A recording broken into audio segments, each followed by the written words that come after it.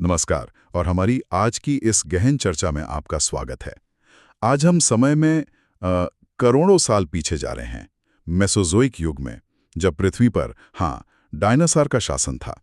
हमारे पास जो भी जानकारी है, जो सबूत हैं, उनके आधार पर हम कोशिश करेंगे कि इन विशालकाय जीवों की दुनिया की एक तस्वीर बना सकें।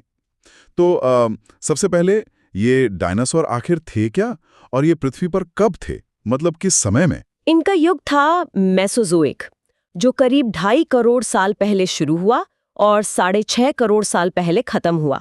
इसे 3 हिस्सों में बांटा गया है: ट्रायसिक, जुरासिक और क्रिटेशियस। जुरासिक नाम तो खैर फिल्मों की वजह से सबको पता है। बिल्कुल। और ये समझना जरूरी है कि जब हम डायनासोर कहते हैं तो हमारा मतलब सिर्फ कोई विशाल छिपकलियों से नहीं है। असल में ये जीवों का एक अविश्वसनीय रूप से बहुत ही विविध समूह था। इनमें मुर्गी जितने छोटे फुर्तीले शिकारी भी थे, और वो भी जो धरती पर अब तक चले सबसे बड़े जानवर थे। और सबसे कमाल की बात यह है कि ये कोई 1000-2000 साल नहीं, बल्कि लगभग 18 करोड़ साल तक पृथ्वी पर मुख्य स्थलीय कशेरुकी मतलब वर्टिब्रेट्स थे। ये समय इंसानों के अस्तित्व से कहीं ज्यादा लंबा है। 18 करोड़ साल, सच में ये तो सोचने वाली बात है। तो चलिए कहानी की शुरुआत से शुरू करते हैं। इनका उदय कैसे हुआ? ये एकदम से तो नहीं आ गए होंगे। इनके शुरुआती पूर्वज कौन थे, और ये डायनासोर का इतना विविध समूह ये कैसे विकसित हुआ? हाँ, देखिए, इनका विकास धीरे धीरे हुआ, जैसा जीवन के साथ होता है। मेसोजोइक युग का जो पहला काल था, ट्रायसिक, उस समय पृथ्वी पर्मियन काल की महाविलुप्ति से उभर रही थी। उस दौर में सरीसृपों का एक समूह था, आर्किसोरस। वो काफी सफल रहे। इसी आर्किसोरस समूह से मगरमच्छों के पूर्वज निकले, टेरोसॉर्स यानी उड़ने वाले सरीसृप, और डायनासोर के भी शुरुआती पूर्वज। फिर समय के साथ इन शुरुआती डायनासोरों में कुछ अनुकूलन हुए, जैसे सीधे खड़े होने की क्षमता, जो उन्हें उनके आर्किसोर रिश्तेदारों से अलग करती थी। और फिर वो अलग अलग इकोलॉजिकल भूमिकाओं को भरने लगे, जिससे उनकी विविधता बढ़ती ही चली गई। आर्किसोरस, अच्छा, यानी ये मगरमच्छों और वो उड़ने वाले टेरोसॉर्स के भी करीबी रिश्तेदार थे। तो जब हम इस विशाल डायनासोर समूह की बात करते हैं, तो इन्हें समझने के लिए मुख्य प्रकार कौन-कौन से थे? हाँ, मुख्य रूप से इनको 2 बड़े ऑर्डर में बांटा जाता है, उनकी कूल्हे की हड्डियों की बनावट के आधार पर। एक सॉरिशिया, छिपकली कूल्हे वाले, और दूसरा ऑर्निथिशिया, पक्षी कूल्हे वाले।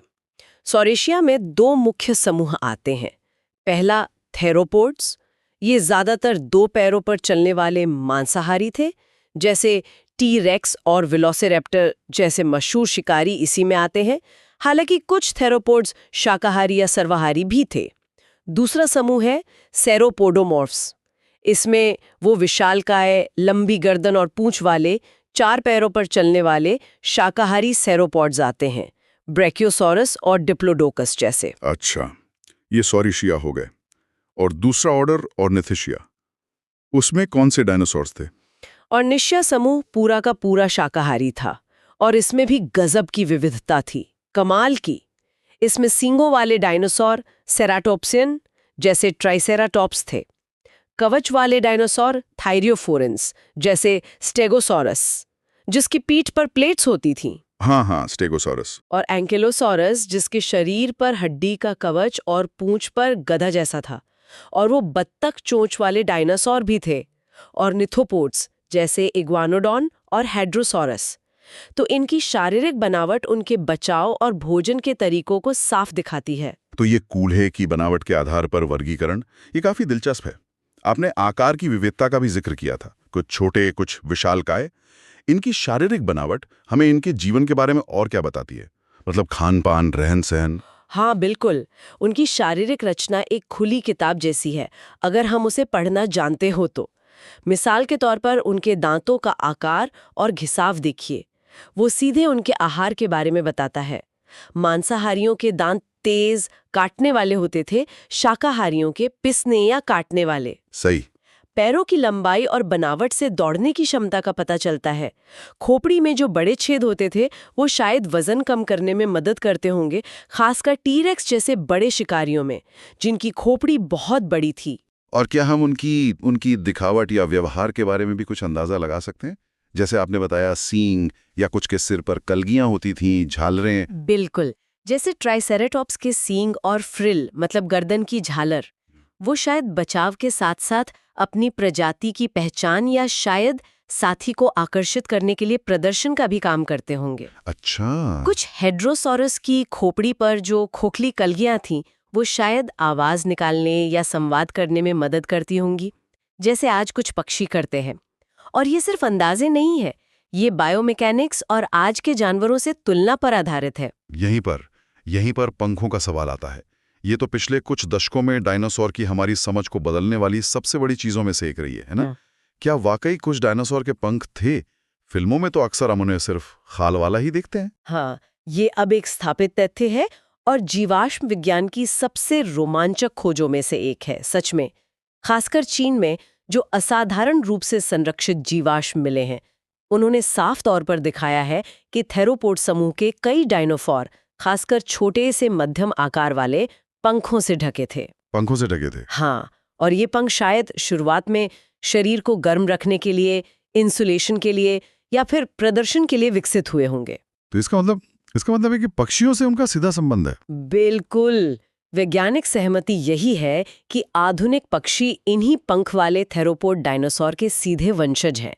विकास के क्रम में पंख उड़ने के लिए अनुकूलित हो गए। तो एक चौंकाने वाला निष्कर्ष जो हाल के जीवाश्मों से बार-बार साबित हुआ है, वो ये है कि तकनीकी रूप से डायनासोर कभी पूरी तरह विलुप्त हुए ही नहीं। अच्छा। हाँ, वे आज पक्षियों के रूप में हमारे चारों ओर मौजूद हैं। ये सोचना ही कितना कमाल का है। हालांकि जब हम टीरेक्स जैसे विशाल शिकारी के बारे में सोचते हैं, तो एक गौरैया से उसका सीधा वंश संबंध जोड़ना पहली नजर में थोड़ा मुश्किल लगता है। ये नज़रिया तो वाकई पूरी तस्वीर ही बदल देता है। खैर, उनके खानपान पे लौटते हैं। हमने मांसाहारी और शाकाहारी की बात की। क्या कुछ ऐसे भी थे जो दोनों तरह का भोजन करते थे, मतलब सर्वाहारी? निश्चित रूप से। जैसे आज कई जानवर अवसरवादी होते हैं जो मिले खा लेते हैं, वैसे ही कुछ डायनासोर भी रहे होंगे। मिसाल के तौर पर ऑर्निथोमिमिड्स, जिन्हें शुतुरमुर्ग डायनासोर भी कहते हैं।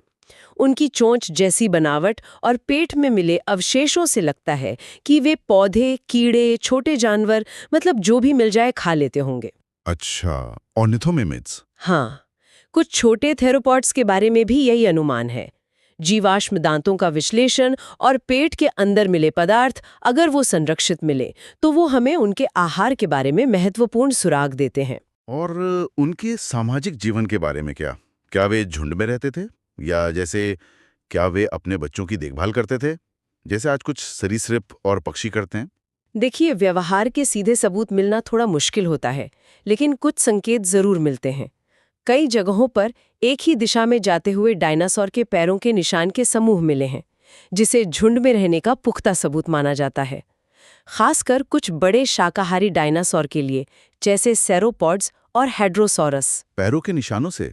वाह। हाँ, और कई जगहों पर डायनासोर के घोंसले मिले हैं, अंडे मिले हैं और यहाँ तक कि भ्रूण के जीवाश्म भी मिले हैं। क्या माता पिता की देखभाल का भी कोई सबूत है, जैसे घोंसलों की बात आपने की? हाँ, कुछ बहुत दिलचस्प सबूत हैं इस बारे में। जैसे एक डायनासोर है मायासौरा, जिसका मतलब है अच्छी माँ छिपकली। मायासौरा? हाँ, उनकी कॉलोनियों में घोंसलों के पास छोटे बच्चों के जीवाश्म मिले हैं, जिनकी हड्डियां अभी पूरी तरह विकसित नहीं हुई थीं। इसका मतलब है कि वे बच्चे घोंसले में ही रहते थे और शायद माता पिता उन्हें खाना लाकर देते थे। बिल्कुल, पक्षियों की तरह। हाँ, बिल्कुल, आज के पक्षियों जैसा। हालांकि ये कहना मुश्किल है कि ये सभी डायनासोर पर लागू होता था या नहीं। ये अभी भी शोध का एक सक्रिय क्षेत्र है। ये सारी जानकारी वाकई अविश्वसनीय है और ये हमें जीवाश्मों के महत्व की याद दिलाती है। ये सब ज्ञान हमें इन्हीं पत्थर बन चुकी हड्डियों, दांतों और निशानों से ही मिलता है ना? बिल्कुल, जीवाश्म ही वो टाइम मशीन है जो हमें करोड़ों साल पहले की दुनिया में झांकने का मौका देती है। और जीवाश्म विज्ञानी यानी पेलियंटोलॉजिस्ट्स वही जासूस हैं जो इन सुरागों को खोजते हैं, उन्हें बहुत सावधानी से निकालते हैं और फिर उनका अध्ययन करके डायनासोर की पूरी कहानी को जोड़ते हैं। हाँ। और ये जीवाश्म सिर्फ हड्डियां और दांत ही नहीं होते। पैरों के निशान, जिन्हें इक्नोफॉसिल्स कहते हैं, वो हमें उनके चलने के तरीके, उनकी गति और यहाँ तक कि सामाजिक व्यवहार के बारे में भी बताते हैं। अच्छा। त्वचा के छापे मिल जाते हैं कभी-कभी, वो उनकी बाहरी बनावट दिखाते हैं। और कभी-कभी बहुत ही दुर्लभ मामलों में नर्म ऊतक या पंखों के निशान तक मिल जाते हैं। इन जीवाश्मों का बनना ये अपने आप में एक चमत्कार जैसा लगता है। करोड़ों साल तक ये सुरक्षित कैसे रह जाते हैं? हाँ, जीवाश्म बनना वास्तव में एक बहुत ही दुर्लभ घटना है। उसके लिए खास परिस्थितियां चाहिए होती हैं। ज्यादातर जीव मरने के बाद तो सड़ गल जाते हैं या दूसरे जानवरों में खा लेते हैं। जीवाश्म बनने के लिए जरूरी है कि मरने के बाद जीव के अवशेष जल्दी से तलछट के नीचे दब जाएं, जैसे रेत, मिट्टी या ज्वालामुखी राख के नीचे। ताकि वो बच जाए। हाँ, ताकि वो अपघटन और मौसम के प्रभाव से बच जाएं। फिर धीरे धीरे लाखों सालों में इन अवशेषों के आसपास की तलछट चट्टान बन जाती है और उसी समय जमीन के पानी में घुले हुए खनिज अवशेषों के सख्त हिस्सों जैसे हड्डियां और दांत उनमें घुस जाते हैं और उनकी जगह ले लेते हैं या फिर उनके चारों ओर एक सांचा बना देते हैं। इस प्रक्रिया को परमिनराइजेशन कहते हैं और यही सबसे आम तरीका है जिससे हड्डियां जीवाश्म बनती हैं। तो मतलब हर डायनासोर जो कभी जिया उसका जीवाश्म नहीं बना?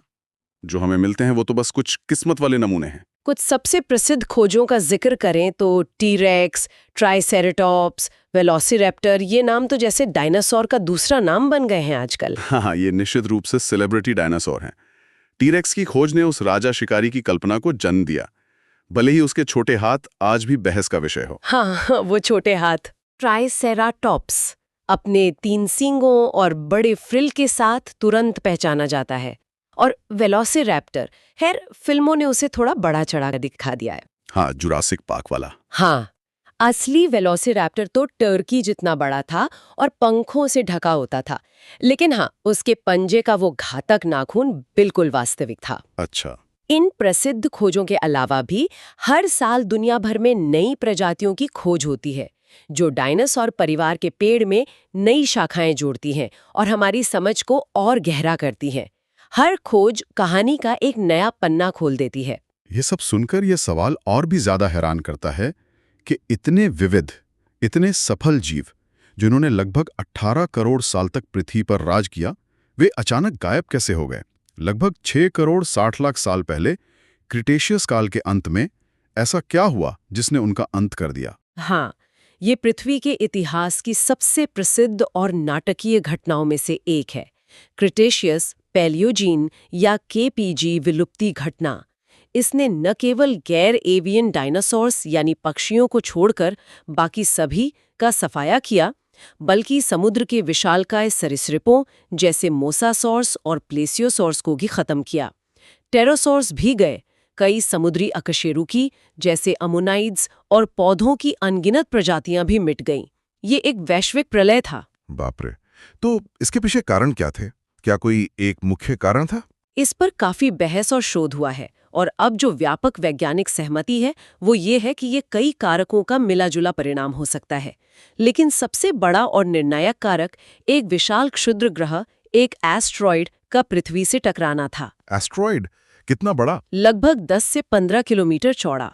ये एस्ट्रॉइड आज के मेक्सिको के युकाटन प्रायद्वीप के पास चिक्शुलूब नाम की जगह पर टकराया था। 10 से 15 किलोमीटर। इस टक्कर का असर क्या हुआ होगा? असर विनाशकारी था। एकदम तत्काल प्रभाव में भयानक भूकंप आए, दुनिया भर में आग के तूफान उठे, विशाल सुनामी आई। लेकिन असली कहर शायद बाद में आया।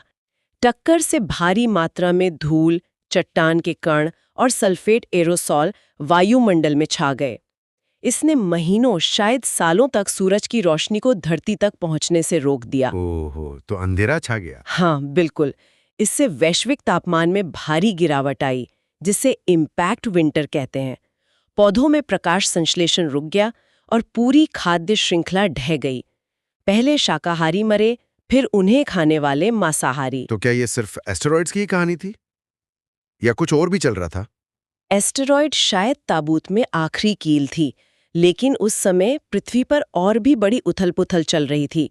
जैसे भारत के डेक्कन ट्रैप्स क्षेत्र में लाखों वर्षों से बड़े पैमाने पर ज्वालामुखी विस्फोट हो रहे थे। डेक्कन ट्रैप्स में? इन विस्फोटों ने भारी मात्रा में लावा उगला और वायुमंडल में सल्फर डाइऑक्साइड और कार्बन डाइऑक्साइड जैसी गैसें छोड़ी, जिससे एसिड रेन हुई होगी और लंबे समय तक चलने वाला जलवायु परिवर्तन हुआ होगा। तो ये संभव है कि इन ज्वालामुखीय गतिविधियों ने पहले ही कई पारिस्थितिक तंत्रों को तनाव में डाल दिया था, प्रजातियों को कमजोर कर दिया था, जिससे वे एस्टेरॉयड के प्रभाव के प्रति और ज्यादा संवेदनशील हो गए। तो ये एक डबल वैमी जैसी स्थिति हो सकती है, दोहरी मार। अच्छा, तो क्या डायनासोर पूरी तरह से मिट गए, मतलब बिल्कुल खत्म, या जैसा हमने पहले बात की थी उनकी कोई विरासत आज भी हमारे साथ है? जैसा हमने चर्चा की, गैर एवियन डायनासोर यानी वो जो पक्षी नहीं थे, वो विलुप्त हो गए। वे उस प्रलय को झेल नहीं पाए, लेकिन उनकी एक शाखा पक्षी वो किसी तरह बच निकली। शायद उनके छोटे आकार की वजह से, या तेज मेटाबॉलिज्म, उड़ने की क्षमता, या शायद उनके विविध आहार ने उन्हें जीवित रहने में मदद की। तो मतलब डायनासोर आज भी हैं? हाँ, एक तरह से कह सकते हैं। डायनासोर की विरासत आज भी हमारे चारों ओर उड़ रही है। ये जीवन के लचीलेपन और विकास की एक अद्भुत कहानी है। और उनके अध्ययन का महत्व सिर्फ अतीत को जानना ही नहीं है, सही कहा ना? बिल्कुल नहीं। डायनासोर का अध्ययन हमें पृथ्वी के गहरे इतिहास को समझने में मदद करता है। महाद्वीपीय विस्थापन यानी कॉन्टिनेंटल ड्रिफ्ट, लंबे समय के जलवायु परिवर्तन के पैटर्न और उसके प्रभाव, ये सब समझने में यह हमें विकास की प्रक्रियाओं को, जैसे अनुकूलन, विविधीकरण और विलुप्ति को एक बड़े पैमाने पर देखने का अवसर देता है। हाँ, बिल्कुल। और जो केपीजी विलुप्ति घटना है, उसका अध्ययन हमें ये समझने में मदद करता है कि वैश्विक आपदाएं जीवन को कैसे प्रभावित कर सकती हैं और इकोसिस्टम कैसे ठीक हो सकते हैं या कैसे स्थायी रूप से बदल सकते हैं। यह आज के जलवायु परिवर्तन और जैव विविधता संकट के संदर्भ में भी प्रासंगिक सबक देता है। तो आज की इस पूरी चर्चा में हमने डायनासोर के जीवन के कई महत्वपूर्ण पहलुओं को छुआ। हमने उनके युग मेसोजोइक को समझा, उनकी अविश्वसनीय विविधता और वर्गीकरण सॉरिस्चिया और निथीशिया को देखा, उनकी शारीरिक बनावट के उनके जीवन के बारे में सुराग हासिल किए, उनके खानपान और संभावित सामाजिक व्यवहार पर भी गौर किया। हमने ये भी जाना कि जीवाश्म कैसे बनते हैं और वो हमें ये सारी जानकारी कैसे देते हैं। और अंत में हमने उनके नाटकीय अंत यानी केपीजी विलुप्ति घटना और उनकी जीवित विरासत आधुनिक पक्षियों पर भी बात की। हाँ, संक्षेप में कहें तो डायनासोर सिर्फ बीते जमाने के विशालकाय और आकर्षक जीव नहीं है। वे पृथ्वी पर जीवन के विकास की एक बहुत लंबी, जटिल और महत्वपूर्ण कहानी का एक अहम अध्याय है। उनका अध्ययन हमें न केवल उनके बारे में, बल्कि हमारे अपने ग्रह के अतीत, वर्तमान और शायद भविष्य को भी बेहतर ढंग से समझने में मदद करता है। उनकी कहानी हमें सिखाती है कि जीवन कितना अनुकूलनीय हो सकता है, लेकिन साथ ही ये भी कि बड़े पैमाने पर परिवर्तन कितने विनाशकारी हो सकते हैं। भी डायनासोर हमें इतना मोहित करते हैं, उनकी वो रहस्यमयी दुनिया, उनका वो विशालकाय, लगभग अकल्पनीय अस्तित्व और ये विचार कि कभी वे ही इस धरती के निर्विवाद शासक थे, ये सब हमें विस्मय और जिज्ञासा से भर देता है। और इसी जिज्ञासा को आगे बढ़ाते हुए श्रोताओं के लिए एक विचार छोड़ जाते हैं। जरा कल्पना कीजिए, अगर 6.6 करोड़ साल पहले वो एस्टेरॉयड पृथ्वी से न टकराया होता, या वो सामूहिक विलुप्ति की घटना उतनी विनाशकारी ना होती, तो आज पृथ्वी पर जीवन कैसा होता? सोचने वाली बात है। क्या डायनासोर का राज जारी रहता? और अगर रहता, तो क्या स्तनधारी जीवों को उभरने का मौका मिलता? क्या हम इंसान कभी विकसित हो पाते? ये एक ऐसा क्या होता अगर वाला सवाल है जिसका कोई निश्चित उत्तर तो नहीं है, लेकिन ये हमें जीवन के विकास की अप्रत्याशित और आकस्मिक प्रकृति के बारे में गहराई से सोचने पर जरूर मजबूर करता है।